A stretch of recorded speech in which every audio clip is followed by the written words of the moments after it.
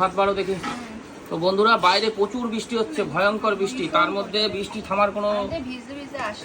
থামার কোনো ইয়ে নেই। তো খেতে বসে পড়ে গেছি। তো কি কি আজকে খাবার দাবার আছে, রান্না হয়েছে, তো চলুন ভিডিওটার সঙ্গে থাকুন, অবশ্যই পুরোটা তুলে ধরার চেষ্টা করবো। ভাত ঠিক আছে, ভাত অল্পই।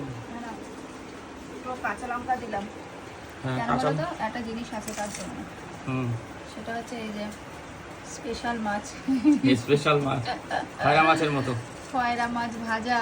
খয়রা মাছ তো না, ইলিশের ছোট ছোট, বলেই দিলাম, ছোট ছোট ইলিশ, তাই ফ্রিজে ছিল, আগের দিন নিয়েছিলাম, আজকে বানানো হয়েছে, ভেজেছে। থাক ভালোই লাগবে, গন্ধ তো বেরোচ্ছে ভালোই, ইলিশ।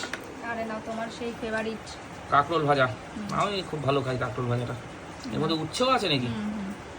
উচ্ছে আর কাঁকরোল, ঠিক আছে, অসুবিধা নেই। তরকারিগুলো বাটিতে দিয়ে দিই।